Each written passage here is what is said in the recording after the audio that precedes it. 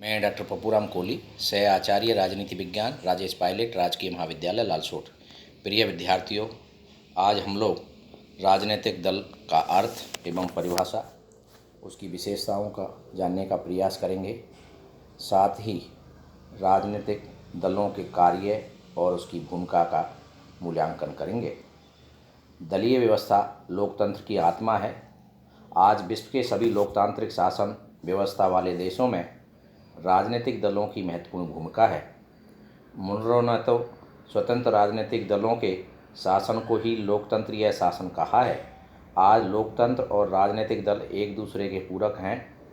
लोकतंत्र में जनता का ही शासन होता है और राजनीतिक दल जनमत का निर्माण करके लोकतंत्रीय सरकार को गति प्रदान करते हैं। ब्राइस ने सभी स्वतंत्र देशों में राजनीतिक दलों को आवश्यक माना है। सर्वसत्ताधिकारवादी देशों में भी एकमात्र राजनीतिक दल ही राजनीतिक जीवन में अहम भूमिका अदा करता है। रूस और चीन में भी दल प्रणाली का उतना ही महत्व है जितना भारत, ब्रिटेन व अमेरिका में है। आधुनिकता और राजनीतिक चेतना के प्रतीक दल लोकतंत्रीय और निरंकुश सभी प्रकार की शासन व्यवस्थाओं में महत्व रखते हैं। जनता और सरकार में कड़ी का काम करके राजनीतिक दल ही किसी राजनीतिक व्यवस्था रूपी गाड़ी को गति देते हैं। जनता को शिक्षा देना व राजनीतिक चेतना का विकास करने, जनमत को तैयार करने, सरकार पर नियंत्रण रखने तथा उसे निरंकुश बनने से रोकने में राजनीतिक दल की अहम भूमिका निभाते हैं। इसी कारण आज राजनीतिक दलों को राजनीतिक व्यवस्था की धुरी कहा जाने लगा है। साधारण शब्दों में राजनीतिक दल एक ऐसा संगठन है जो संपूर्ण देश या समाज के व्यापक हित के संदर्भ में अपने सेवार्थियों के हितों को बढ़ावा देने के लिए निश्चित सिद्धांतों, नीतियों और कार्यक्रम का समर्थन करता है और उन्हें क्रियान्वित करने के उद्देश्य से राजनीतिक शक्ति प्राप्त करना चाहता है। राजनीतिक दलों को अनेक विद्वानों ने निम्न प्रकार से परिभाषित किया है। मसलदान के अनुसार राजनीतिक दल उस स्वैच्छिक समूह को कहते हैं जो कुछ सामान्य राजनीतिक व सामाजिक सिद्धांतों के आधार पर तथा कुछ सामान्य लक्ष्यों और आदर्शों की पूर्ति के लिए शासन चलाने का प्रयत्न करता है तथा अपने सदस्यों को सत्तारूढ़ करने की चेष्टा करता है और उसके लिए चुनाव तथा अन्य साधनों का भी प्रयोग करता है। फ्रेडरिक के अनुसार एक राजनीतिक दल उन व्यक्तियों का समूह है जो अपने नेताओं के लिए शासकीय नियंत्रण प्राप्त करने अथवा उसे बनाए रखने के उद्देश्यों से स्थायी रूप से संगठित होते हैं और आगे अनुशासित रहकर लाभ प्राप्त करने का प्रयास करते हैं। बर्क के अनुसार राजनीतिक दल मनुष्यों का एक समूह है जो कुछ निश्चित सिद्धांतों के आधार पर, जिनमें वे सहमत हैं, अपने सामूहिक प्रयासों से राष्ट्रीय हित को आगे बढ़ाने के लिए एकता में बंधे होते हैं। मैकाइवर के अनुसार राजनीतिक दल वह समुदाय है जिसका संगठन किसी विशेष सिद्धांत या नीति के समर्थन के लिए हुआ हो और वह संवैधानिक साधनों द्वारा सरकार बनाने के लिए इस सिद्धांत या नीति का सहारा लेता हो। गिलक्राइस्ट के अनुसार राजनीतिक दल व्यक्तियों को उस समुदाय को कहते हैं जिसके सदस्यों के राजनीतिक विचार एक से होते हैं और जो एक राजनीतिक इकाई की तरह कार्य करने, सरकार पर नियंत्रण करने की चेष्टा करते हैं। मैक्स वेबर के अनुसार राजनीतिक दल स्वेच्छा से बनाया हुआ वह संगठन है जो शासन शक्ति को अपने हाथ में लेना चाहता है और इसके हस्तगत करने के लिए प्रचार तथा आंदोलन का सहारा लेता है। इस शासन शक्ति को हाथ में लेने के पीछे एक ही उद्देश्य हो सकता है जो या तो वस्तुनिष्ठ लक्ष्य की प्राप्ति है या व्यक्तिगत स्वार्थ या दोनों है। गैटेल के अनुसार राजनीतिक दल नागरिकों का वह समुदाय है जो एक राजनीतिक इकाई के रूप में कार्य करता है और अपने मतदान की शक्ति का प्रयोग करके सरकार को नियंत्रित करना तथा अपनी सामान्य नीति की पूर्ति करना चाहता है। लीकाक के अनुसार राजनीतिक दल संगठित नागरिकों के उस समुदाय को कहते हैं जो एक जगह मिलकर एक राजनीतिक इकाई के रूप में कार्य करते हैं। उनके विचार सार्वजनिक प्रश्नों पर एक जैसे होते हैं और वे सामान्य उद्देश्य की पूर्ति के लिए मतदान की शक्ति का प्रयोग करके सरकार पर अपना आधिपत्य स्थापित करना चाहते हैं। रेने तथा कैंडल के अनुसार राजनीतिक दल संगठित स्वायत्त समूह हैं जो सरकार की नीतियों एवं कर्मचारियों पर अनंत नियंत्रण प्राप्त करने की आशा में चुनाव में उम्मीदवारों का नामांकन कराता है और चुनाव लड़ता है।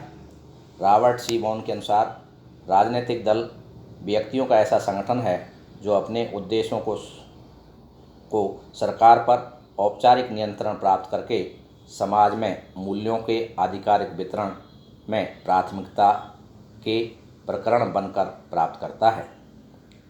पालोम्बरा के अनुसार राजनीतिक दल एक औपचारिक संगठन है जिसका स्वचेतन व प्रमुख उद्देश्य ऐसे व्यक्तियों को सार्वजनिक पदों पर पहुंचाना तथा उन पर नियंत्रण बनाए रखना है जो अकेले या किसी से मिलकर शासन तंत्र पर अपना नियंत्रण करेंगे। कॉलमैन के अनुसार राजनीतिक दल वे समुदाय हैं जो औपचारिक रूप से इस उद्देश्य से संगठित होते हैं कि उन्हें वास्तविक अथवा संभावित संप्रभु राज्य सरकार की नीति और उसके सेबी वर्ग के ऊपर वैधानिक नियंत्रण प्राप्त करना और बनाए रखना है, चाहे अकेले मिलकर या वैसे ही अन्य समुदायों के साथ चुनाव प्रतियोगिता करके। इस प्रकार राजनीतिक दल के बारे में अनेक विद्वानों ने अलग अलग परिभाषाएं दी हैं जो राजनीतिक दल के सिद्धांत, संगठन, कार्यक्रम, प्रकृति आदि पर प्रकाश डालती है। पोलाम्बरा तथा रॉबर्ट सी बॉन ने राजनीतिक दल की यथार्थ परिभाषा दी है। वे राजनीतिक दल के संगठन, कार्यक्रम तथा प्रकृति को पूरी तरह परिभाषित करते हैं। राजनीतिक दल की विशेषताएं।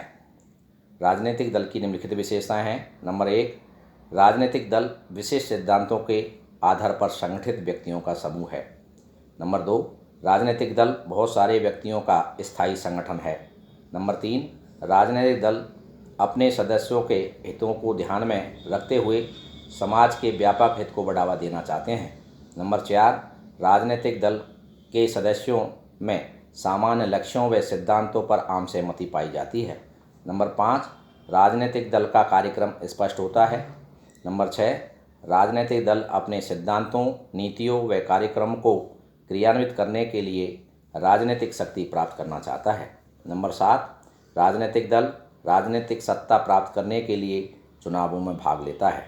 नंबर 8, राजनीतिक दल अपने उद्देश्यों को प्राप्त करने के लिए शांतिपूर्ण तथा संविधान व कई बार असंवैधानिक साधन भी अपनाते हैं। नंबर 9, राजनीतिक दल राजनीतिक सत्ता की प्राप्ति के बाद अपने सिद्धांतों को व्यवहारिक रूप देना शुरू कर देता है।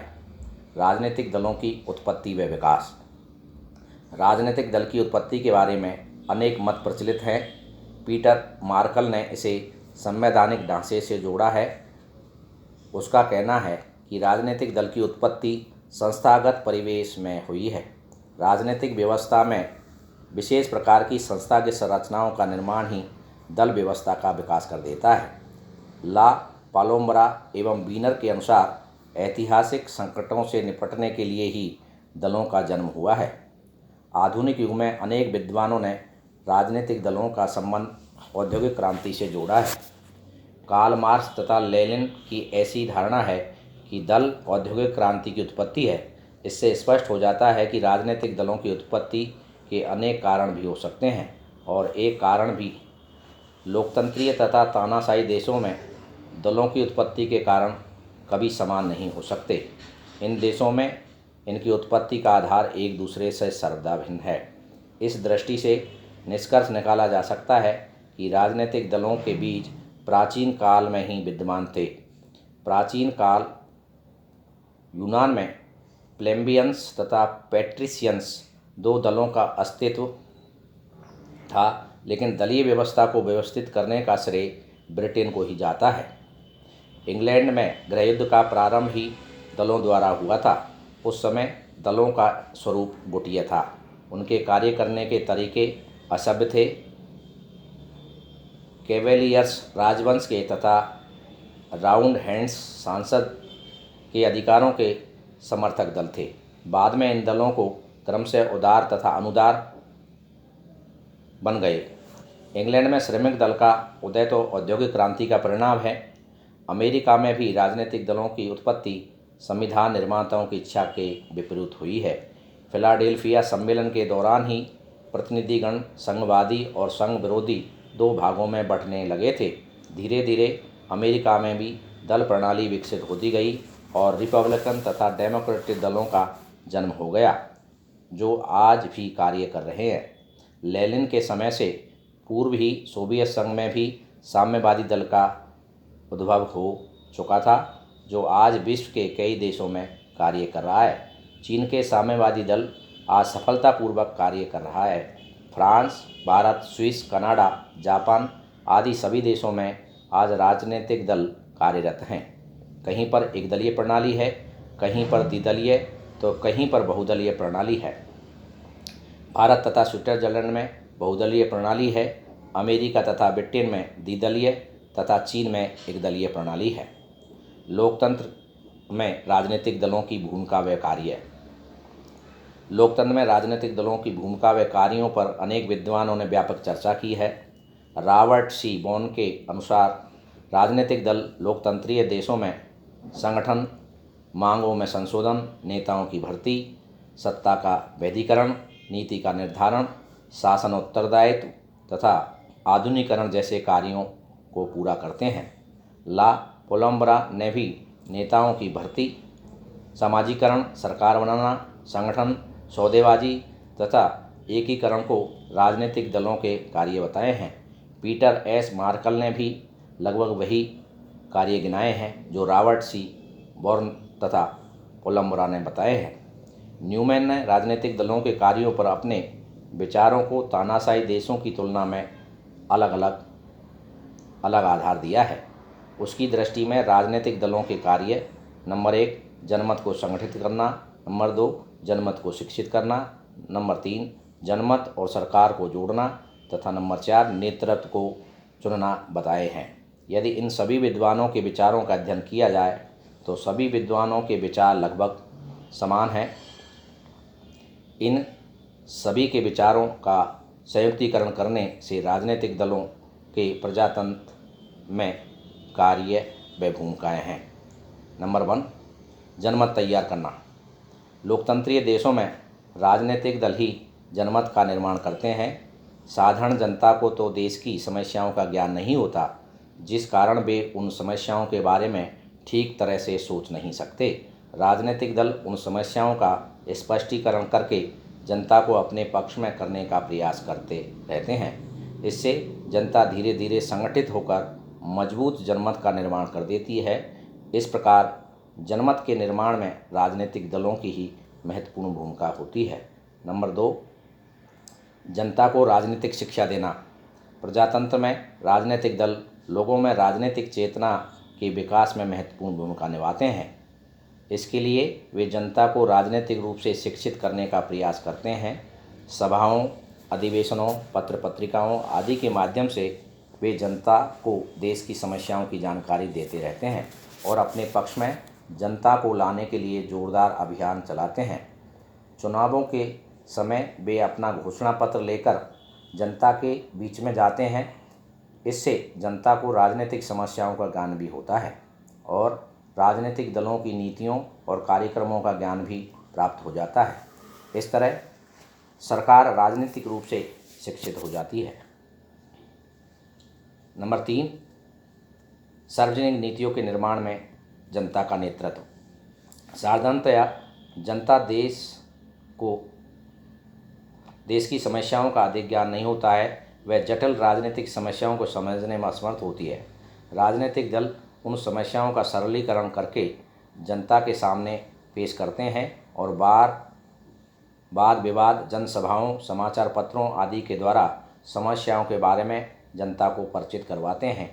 इसी कारण राजनीतिक दलों को विचारों का दलाल भी कहा जाता है। इस प्रकार सार्वजनिक नीतियों के निर्माण में जनता का नेतृत्व राजनीतिक दल ही करते हैं। इससे आम जनता सरकार की नीतियों के संबंध में बनाई गई योजनाओं में भागीदारी बन जाती है और नीति पर जन स्वीकृति भी प्राप्त हो जाती है। अंत में राजनीतिक दल ही जन स्वीकृति प्राप्त करके नीति निर्माण में भागीदारी बन जाते हैं।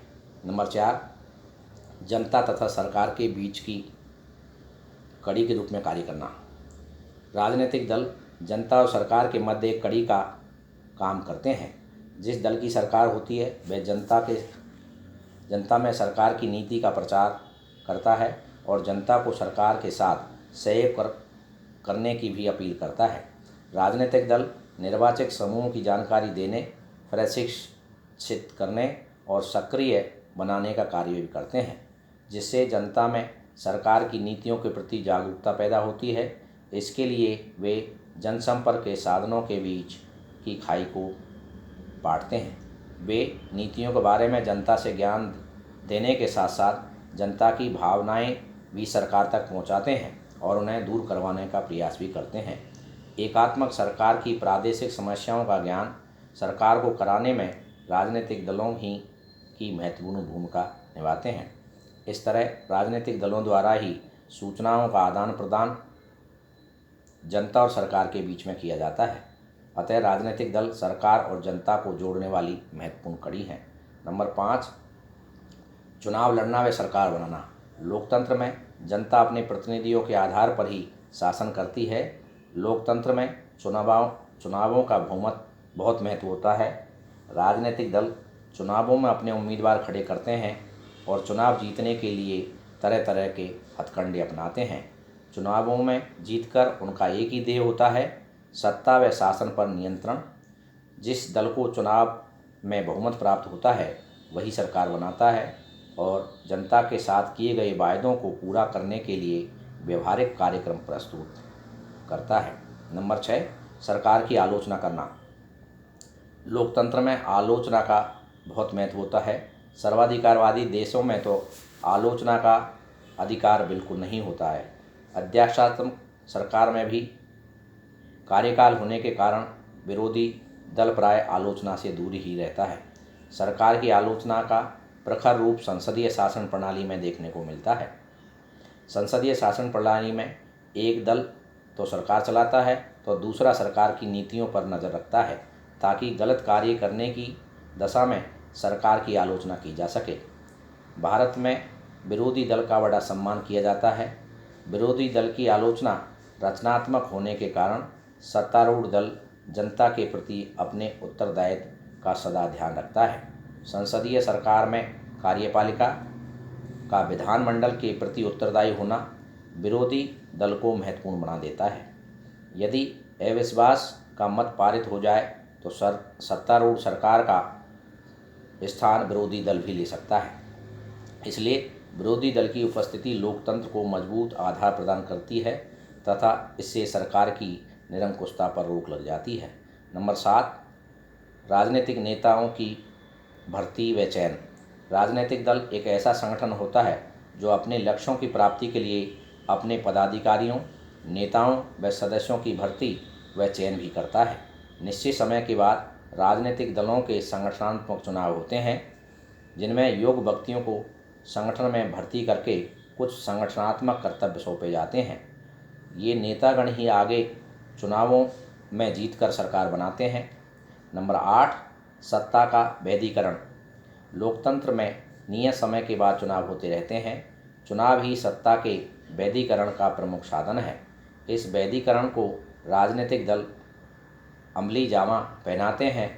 चुनावों में राजनीतिक दलों के माध्यम से सत्ता के वैधीकरण का भी प्रयास होता है। सत्ता का वैधीकरण ही राजनीतिक व्यवस्था की स्थिरता व विकास का प्रमुख साधन होता है। नंबर 9, समाज का एकीकरण। प्रत्येक समाज में अनेक हित समूह होते हैं जो अनेक वर्गों का प्रतिनिधित्व करते हैं। हित समूहों में राजनीतिक दलों का गहरा संबंध होता है। समाज के विभिन्न वर्गों की मांगें हित समूहों द्वारा या प्रत्यक्ष रूप से राजनीतिक दलों के पास पहुंचती रहती हैं। यदि इन मांगों को अनदेखी कर दी जाए तो समाज में विघटन की स्थिति पैदा हो सकती है और राजनीतिक व्यवस्था को भी अस्थायित्व का खतरा उत्पन्न हो सकता है। राजनीतिक दल जनता की मांगों को एक सूत्र में पिरोकर सरकार तक पहुंचाते हैं और समाज को एकता के सूत्र में बंधे रहने का प्रयास भी करते हैं। राजनीतिक दलों की यह भूमिका राजनीतिक व्यवस्था की सुरक्षा नली मानी जाती है। हितों का सामूहिकीकरण करके सामाजिक और सांस्कृतिक विकास में राजनीतिक दलों ने अनेक अवसरों पर भारतीय लोकतंत्र में महत्वपूर्ण भूमिका निभाई है। सार रूप में कहा जाए तो ये गलत नहीं है कि राजनीतिक दल जनता से जोड़ते हैं और समाज की एकता का मूल मंत्र है। नंबर 10, सरकार के विभिन्न अंगों में समन्वय स्थापित करना। लोकतंत्र में कार्यपालिका तथा विधायिका के बीच तालमेल रखने में भी राजनीतिक दल महत्वपूर्ण भूमिका अदा करते हैं। अमेरिका में अध्यक्षात्मक सरकार में शक्तियों के विभाजन के खतरे से जनता को कार्यपालिका तथा व्यवस्थापिका को निकट लाकर बचाने में राजनीतिक दलों की महत्वपूर्ण भूमिका रही है। संसदीय सरकार में तो राजनीतिक दलों की समन्वयकारी भूमिका और अधिक महत्वपूर्ण होती है। बहुमत रहने के कारण विधायक और कार्यपालिका पर एक ही दल का नियंत्रण बना रहने के कारण समन्वय कायम करने में राजनीतिक दलों को अधिक सुविधा रहती है। संघात्मक शासन में यह कार्य केंद्र और राज्य या इकाइयों से तालमेल रखने के लिए राजनीतिक दलों द्वारा ही किया जाता है। नंबर 11, आधुनिकीकरण के उपकरण। राजनीतिक दल राजनीतिक व्यवस्था की परंपरागत शक्तियों को आधुनिकीकरण के साथ जोड़ने का भी महत्वपूर्ण कार्य करते हैं। विकासशील और विकसित देशों में राजनीतिक दल एक संयोजक का काम करते हैं। समाज के मूल्यों में आए बदलाव के प्रति राजनीतिक दल पूरी तरह सचेत होते हैं। परंपरागत मूल्यों को बनाए रख कर भी आधुनिकीकरण की दिशा में राजनीतिक समाज को ले जाने में महत्वपूर्ण कार्य करते हैं। अतः राजनीतिक दल समाज को नवनिर्माण के महत्वपूर्ण साधन हैं। नंबर 12, सामाजिक कल्याण। आधुनिक युग में राजनीतिक दल सामाजिक कल्याण में भी अहम भूमिका निभाते हैं। देश में अकाल, युद्ध, महामारी आदि की समस्याओं से निजात दिलाने के लिए विभिन्न राजनीतिक दल सहायता कार्यक्रम भी चलाते हैं। राजनीतिक दल गरीबी, निरक्षरता, अज्ञानता, दहेज प्रथा जैसी सामाजिक कुरीतियों के विरुद्ध भी आंदोलन करते रहते हैं। भारत में राजनीतिक दलों द्वारा समाज कल्याण की भूमिका अन्य देशों से आगे है। भारत में गुजरात के कच्छ क्षेत्र में आए भूकंप के समय, सूरत शहर में प्लेग के समय राजनीतिक दलों ने प्रभावग्रस्त इलाकों का दौरा करके अपनी देखरेख में अनेक सहायता कार्यक्रम चलाए थे। इस प्रकार के कार्य अन्य देशों में भी राजनीतिक दलों द्वारा किए जाते रहे हैं। उपयुक्त विवेचन के बाद ये कहा जा सकता है कि राजनीतिक दल लोकतंत्र की रीढ़ की हड्डी हैं। राजनीतिक दलों के बिना न तो लोकतंत्र का संचालन संभव है और न ही जनता के हितों की सुरक्षा। लोकतंत्र के साथ साथ प्रत्येक राजनीतिक समाज में दलों की भूमिका काफ़ी महत्व की होती है। राजनीतिक व्यवस्था को गति देने तथा समाज को आधुनिक बनाने में राजनीतिक दलों का भी योगदान है। इसी कारण आज दलीय व्यवस्था अधिक लोकप्रियता प्राप्त करती जा रही है। लोकतंत्रीय शासन को तो दलीय शासन की संज्ञा दी जाने लगी है। जनमत का निर्माण करने तथा राजनीतिक चेतना को जागृत करने में राजनीतिक दलों की जो भूमिका है वह अन्य किसी साधन से संभव नहीं है। सत्य तो यह है कि राजनीतिक दलों के बिना न तो लोकतंत्र की ही कल्पना की जा सकती है और न ही सरकार की। अतः लोकहित के लिए राजनीतिक दल ही आधुनिक समय में एकमात्र साधन है और जनता और सरकार को जोड़ने वाली कड़ी।